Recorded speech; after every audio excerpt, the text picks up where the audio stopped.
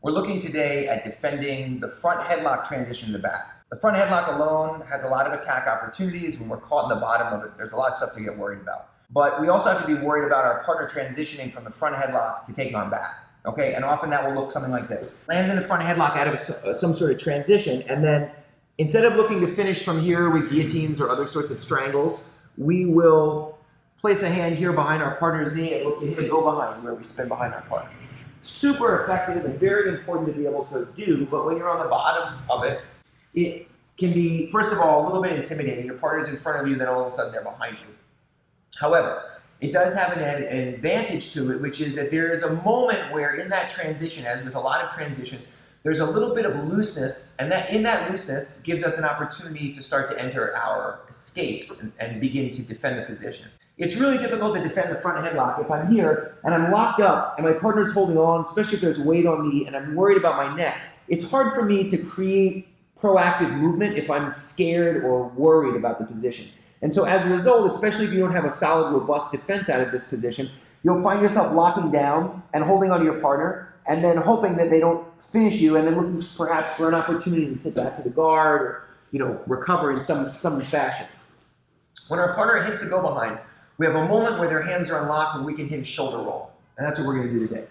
So we're in here, we are defending, and we feel that our partner is giving up this position. And so as he switches, there's a moment, freeze here, where his hands are unlocked. They're no longer controlling the back head or the head and the arm as they were previously. So it's in that moment that we're going to take our feet slightly away from us, we're going to dip our near side shoulder, and we're going to look underneath our armpit on the far side so that we're kind of facing our partner. The next step will be to take our knees off the mat. That's going to push our hips up into our partner, and from here we can circle back and recover, get our legs back in front of us. So let's watch that again. Front headlock position.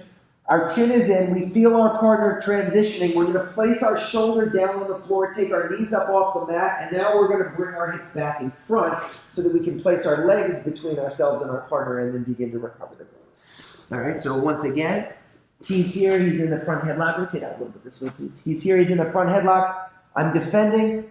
He makes his transition, right? I'm still holding actually the wrist, and as I feel him making this transition, we're going to drop the shoulder, the hips are going to rise, and then we're going to be able to come back and recover the position. Okay, so we'll do it one more time in a little bit slow motion. So we're here, we have an inside grip, we're defending, and I feel that he's releasing. As I feel this release, I'm going to drop this shoulder here and push my hips up into him. Okay, when I drive the hips in, we don't have a lot of time, and I can't be naive here and simply allow my partner to shoot this right arm back through the space and lock.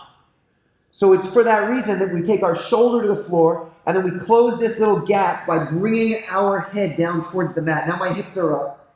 If we need to, we'll take a post and push in order to be able to bring our legs back in front of us. So this is a relatively low effort technique, but it does require you to practice it in order to be able to get the timing down. Okay, if the timing isn't right, you'll find that your partner is able to transition. Oftentimes, you'll still manage to put your back on the floor, your side on the floor, and your partner will end up in the cross side rather than taking your back, which is, I guess, an improvement, but it's not ideal. So one last time.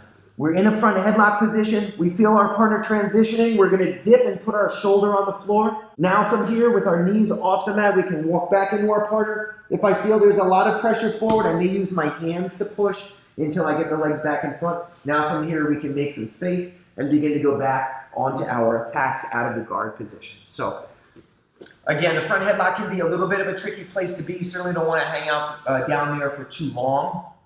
But once you have a sense of what you're supposed to do, this is an example of a shoulder roll, you'll be able to hit it, have a little bit of success with it, and then start to build from there. Okay? Thank you very much for watching, and we'll see you soon.